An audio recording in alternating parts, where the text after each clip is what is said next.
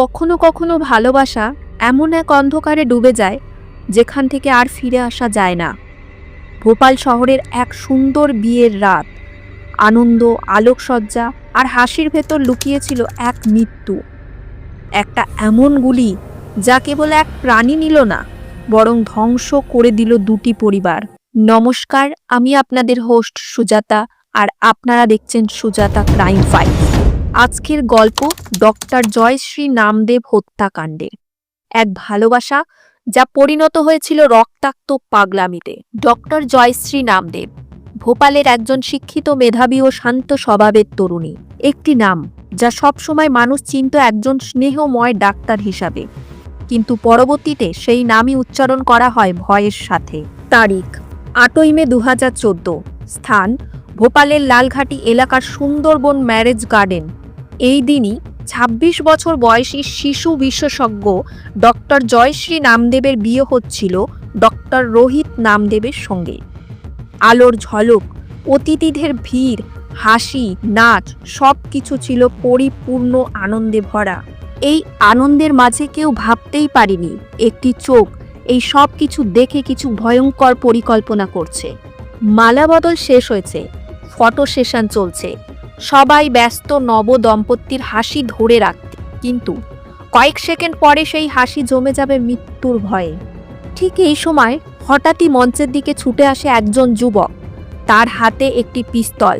সে কাছ থেকে গুলি ছোড়ে, গুলি সোজা গিয়ে লাগে জয়শ্রীর ঘাড়ে। কয়েক মুহূর্তেই মঞ্চ ভরে যায় চিৎকারে, বিশৃঙ্খলায় জয়শ্রী মাটিতে লুটিয়ে পড়েন। শুধু তাই নয়, সে বর রোহিতের দিকেও গুলি চালানোর চেষ্টা করে, কিন্তু লক্ষ্য ভ্রষ্ট হয়। সেই গুলি গিয়ে লাগে এক অতিথি কাচরু সিসোদিয়ার পায়ে। অতিথিরা ঝাঁপিয়ে পড়ে, অস্ত্র কেড়ে নিয়ে তাকে ধরে ফেলে। সবার চোখে তখন একটাই প্রশ্ন, এই পাগলটা কে? ওই যুবকের নাম অনুরাগ নামদেব। হ্যাঁ, সে ছিল জয়শ্রীর চাচাতো ভাই। বাবার মৃত্যুর পর থেকে জয়শ্রীর পরিবারের সাথেই থাকতো। ঘনিষ্ঠতা থেকে জন্ম নেয় এক ভুল বোঝা ভালোবাসা। জয়শ্রী তাকে ভাইয়ের মতোই দেখতেন, প্রতি রাখিতে রাখি বাঁধতেন, কিন্তু অনুরাগের মনে জন্ম নেয় ভিন্ন অনুভূতি। তার ভালোবাসা পরিণত হয় আসক্তিতে, তারপর উন্মাদনায়। যখন জয়শ্রী তার বাগদান করেন রোহিতের সঙ্গে, তখন অনুরাগ ভেঙে পড়ে।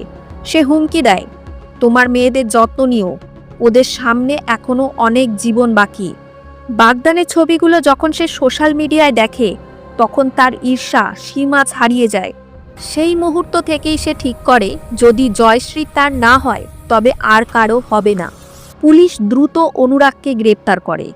জিজ্ঞাসাবাদের সময় সে ঠান্ডা মাথায় স্বীকার করে, আমি তাকে ভালোবাসতাম, আমি তাকে অন্য কারো হতে দেখতে পারিনি।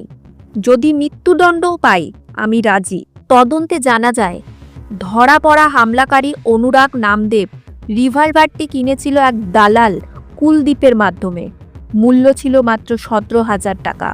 সে ধার করা একটি মোটরসাইকেল নিয়ে সাগর থেকে ভোপাল পর্যন্ত ভ্রমণ করেছিল, যা প্রমাণ করে এই হামলাটি একেবারেই পূর্ব পরিকল্পিত ছিল। জিজ্ঞাসাবাদের সময় অনুরাগের মুখে দেখা যায় এক ভয়ঙ্কর মিশ্রণ, শূন্যতা, ভয় আর আবেগের অদ্ভুত মেলবন্ধন। সে পুলিশের দিকে তাকিয়ে ধীরে ধীরে বলতে শুরু করে, যে মুহূর্তে আমি জয়শ্রীকে রোহিতের গলায় মালা পরতে দেখলাম, আমার মনে হলো সব কিছু শেষ। সে আমার ছিল, আর এখন অন্য কারো। বন্দুকটা উঠিয়ে গুলি চালিয়ে দিই। তারপর সে চোখ নামিয়ে আরও আস্তে বলল, আমিও নিজেকে গুলি করতে চেয়েছিলাম, কিন্তু জনতা তার আগেই আমাকে ধরে ফেলে।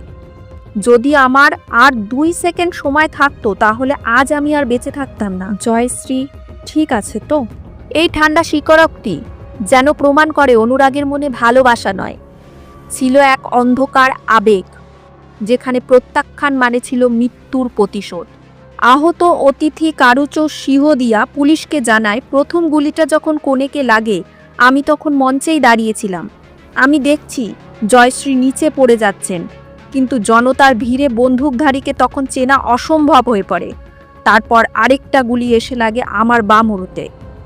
কয়েক মিনিটের মধ্যেই খবরটা ছড়িয়ে পড়ে পুরো ভোপাল জুড়ে। একটা পবিত্র বিবাহের অনুষ্ঠানে শত শত মানুষের সামনে এমন সংঘটিত ঘটনা ঘটবে তা কেউ কল্পনাও করতে পারেনি। ভোপাল জেল আদালতে অনুরাগের অপরাধকে পরিকল্পিত হত্যা হিসাবে বিবেচনা করে 2015 সালে তাকে যাবজ্জীবন কারাদণ্ডে দণ্ডিত করা হয়। আদালতে তার মুখে তখনও কোনো অনুশোচনার চিহ্ন ছিল না। সে বলেছিল, আমি আমার ভালোবাসা হারিয়েছি, এখন যা হওয়ার তাই হয়েছে। 2019 সালে শোনা যায় অনুরাগকে কিছুদিনের জন্য পেরোলে মুক্তি দেওয়া হয়েছিল। 12 জুন রাতে জেলে ফিরে যাওয়ার কয়েক ঘন্টা আগে সে নিজের বাড়িতেই আত্মহত্যা করে। জয়শ্রীর বাবা ঘনশ্যাম নামদেব তখন বলেছিলেন, আবেগ আর উন্মাদনার কারণে একটা পবিত্র ভাই বোনের সম্পর্ক চিরতরে শেষ হয়ে গেল। এই একটি ঘটনার ফলে দুটো পরিবার চিরকালের জন্য ভেঙে গেল। একদিকে হারিয়ে যায় জয়শ্রীর হাসি, অন্যদিকে শেষ হয়ে যায় অনুরাগের জীবন। ভালোবাসা মানেই অধিকার নয়, ভালোবাসা মানে বোঝাপড়া, সম্মান আর পরস্পরের প্রতি আস্থা। যেখানে সম্মান নেই সেখানে ভালোবাসা কোনো দিন জন্মায় না। একতরফা অনুভূতি যদি প্রত্যাখ্যাত হয় সেটাকে মেনে নেওয়া শেখা দরকার, কারণ ভালোবাসা কাউকে পেতে নয়, বরং কাউকে মুক্তি দিতে শেখায়। কিন্তু যখন সেই অনুভূতিটা রূপ নেয় অহংকার, হিংসায় আর আসক্তিতে, তখন ভালোবাসা নয়, জন্ম নেয় এক ভয়ঙ্কর অন্ধকার।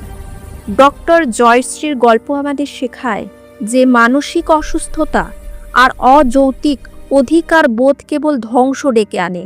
ভালোবাসা যদি কারো জীবনের আলো হতে পারে, তবে ভুল ভালোবাসা সেই আলো নিভিয়ে দিতে পারে চিরতরে। আজকের এই গল্প শুধু এক নারীর মৃত্যুর কাহিনী নয়, এটা এক বিকৃত মানসিকতার প্রতিচ্ছবি, যেখানে ভালোবাসা পরিণত হয়েছে প্রতিশোধে আর মানুষ হারিয়েছে নিজের মানবিকতা। এই গল্প যদি তোমার মন ছুঁয়ে যায়, যদি তুমি ভাবো ভালোবাসা মানে কেবল হাসি আর আনন্দ নয়, তবে লাইক করো, শেয়ার করো আর চ্যানেলটিকে সাবস্ক্রাইব করতে ভুলে যেও না। কারণ আমরা প্রতি সপ্তাহে নিয়ে আসি এমন বাস্তব, ভয়াবহ আর শিক্ষণীয় সত্য ঘটনাগুলো, যেগুলো সমাজের মুখোশ সরিয়ে দেখায় মানুষের ভেতরের অন্ধকার দিকটা।